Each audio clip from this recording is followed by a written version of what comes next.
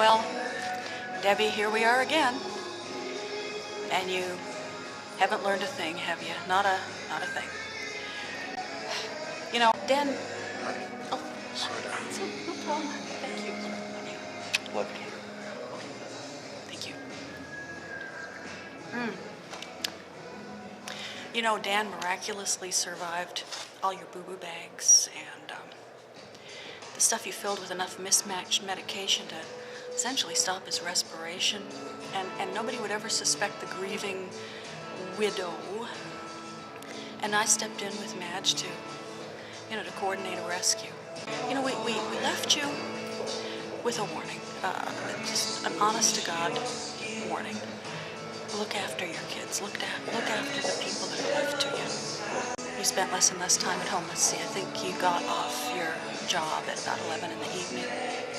So 7 hours, approximately 6 to 7 hours after your shift was over, every night, you weren't anywhere to be found.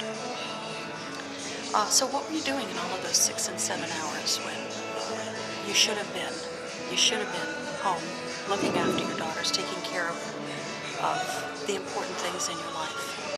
You used to make $18 plus an hour. You did a pretty fine job. Just a mid-range supervisor, you could basically cruise, you had the night, you could do whatever you wanted. You had a pretty good deal going.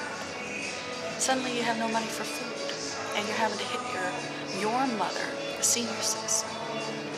I mean, the senior citizen who's not even employed, you had to hit her up for whatever cash she had on her to try to bring food home for the family, and you're making $18 an hour.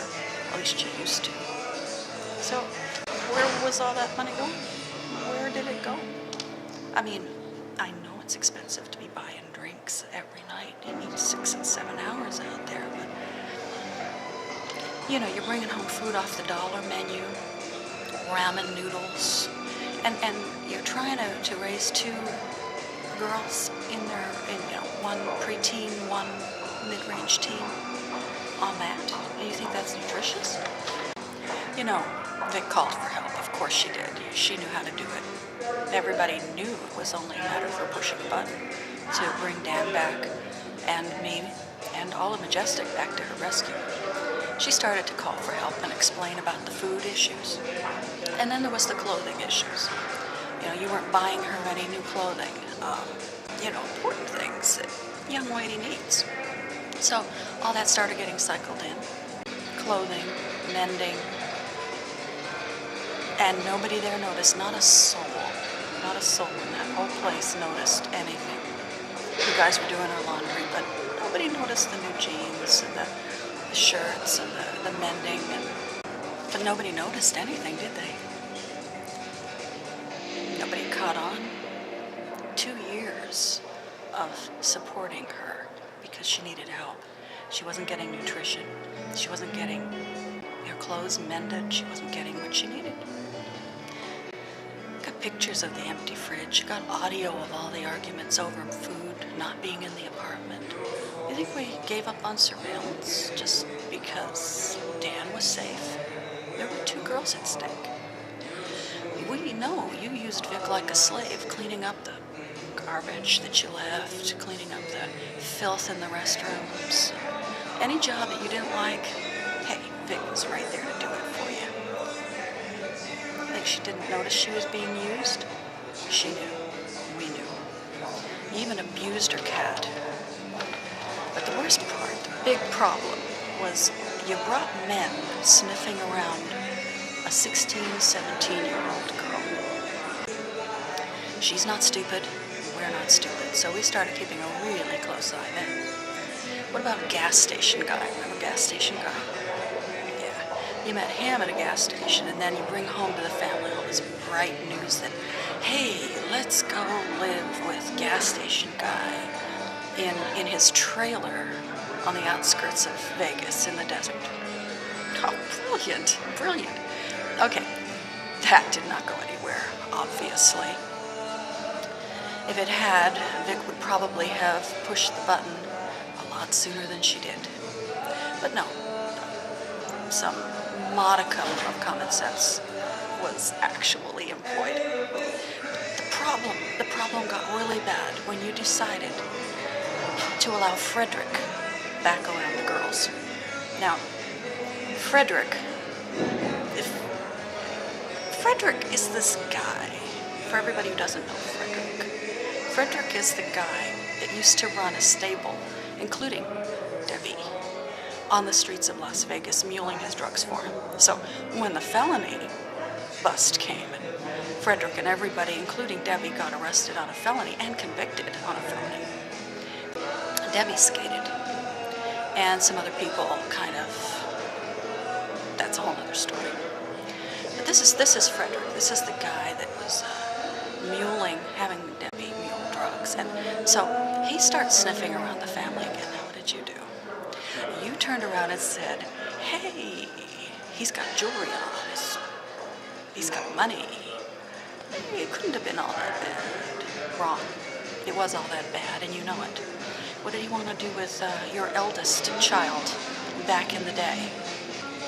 This is the same Frederick that wanted to drag your eldest child across the border and sell her services in Mexico. Your child, to sell her in Mexico. And you want to bring this same guy around Victoria. No, no. You don't mind if he cozies up to your eldest. You just saw the money, right? Of course, that's all it was. You just saw the bucks. You saw the jewelry. You saw the bucks. You said, hey, go get presents. And so off she goes. Off she goes and spends time with him and gets all kinds of presents, and all is great and everything, except when he starts sniffing around Victoria and the littlest one. Well, Vic recognized the danger immediately, and she tried to protect her younger sister. That was your job, by the way, just in case you didn't know that. That was your job to protect your children from a threat, and he's clearly a threat. Well, the next thing that came along the line, the next pair of pants that had money, was called Pacino. But by then, at work, you were screwing up so bad. You were strung out. You were freaking out. You were acting like a freak. And you were going away for days, saying that you were on some kind of management training. Oh my God, everybody knows there was no management training like that for your level. So you'd go away for 2 or 3 days. You know, that your employer was putting you up out of state in order to be management trained. Yeah, sure. None of it existed. Everybody knew it. Finally, your job, they canned you. Nobody wanted you hanging around. Absolutely nobody was interested in a stick figure, in cheap makeup. You know, acting all strung out and freaky. That made it great. You know, this Pacino character showing up, cash. You know, he wants you to come and spend time. But by then, of course, you were in a situation where you couldn't pay the rent because your job was gone. You blew that.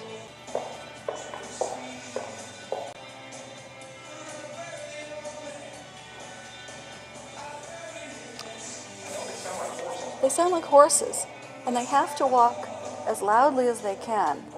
It's just hysterical to me. I can walk across this marble. Nobody hears you walk across the marble. In fact, I prefer it that way. But no, they have to turn around and clomp, clomp, clomp, clomp, clomp like a bunch of horses. It's hysterical. That's why they'll only get to a certain level in then they the just, organization. well, they're at the level they're going to be at. You know, they give them the little parties, and then they bring on the showgirls, and everybody thinks that they're really weren't. fake showgirls. See how long the dresses were? Oh, they weren't showgirls. Nuns having fun. Nuns having fun. I like it. Okay. Are we?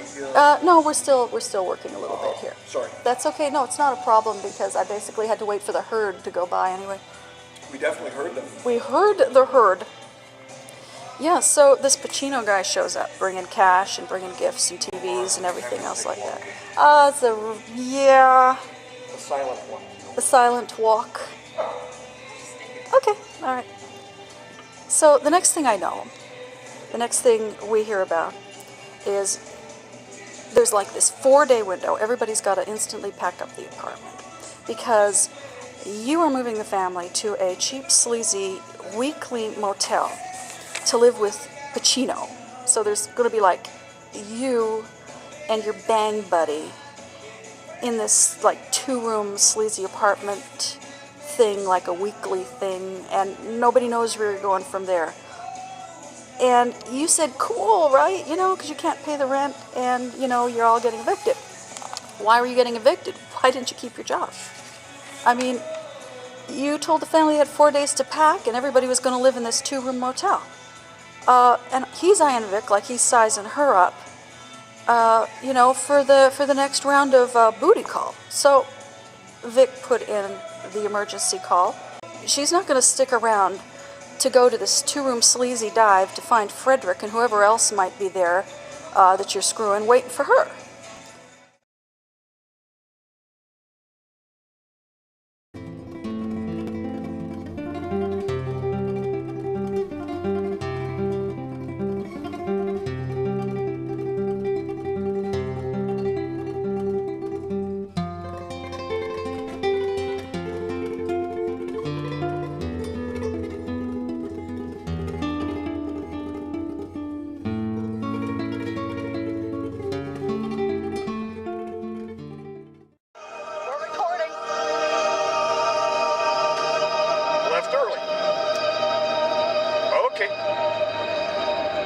That's our girl.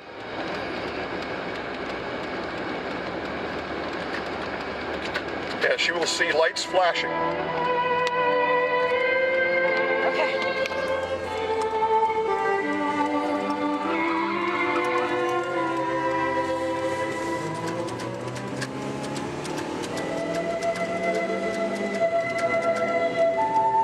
we come, girl. Where? She said by the leasing sign up here.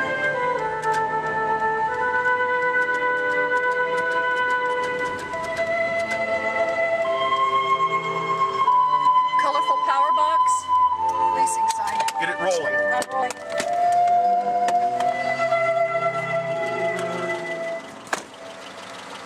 She's there.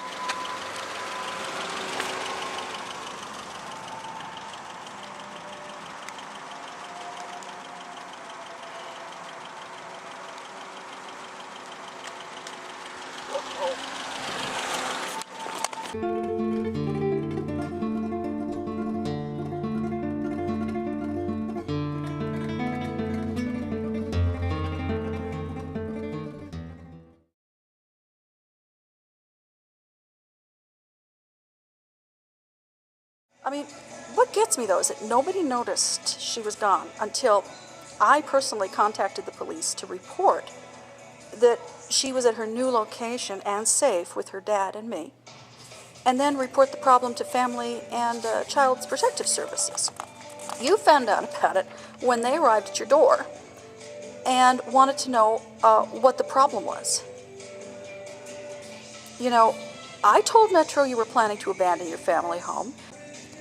They came over, they interviewed Vic at length, and they left her right here, right where she was. Now, what does that tell you? What does that say? Look, I was being kind to you for the sake of 2 kids, and you screwed it up. You screwed your job up, you screwed your home up, and you screwed your family up.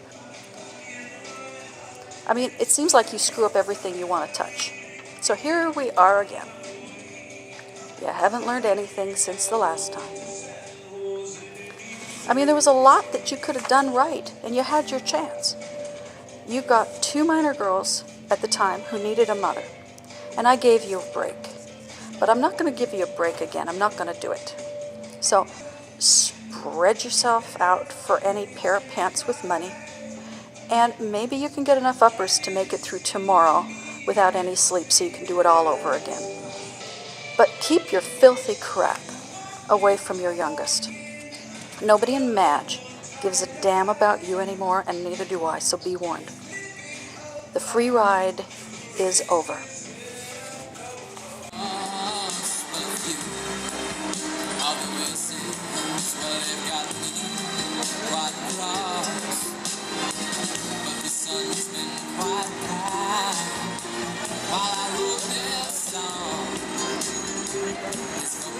Like you that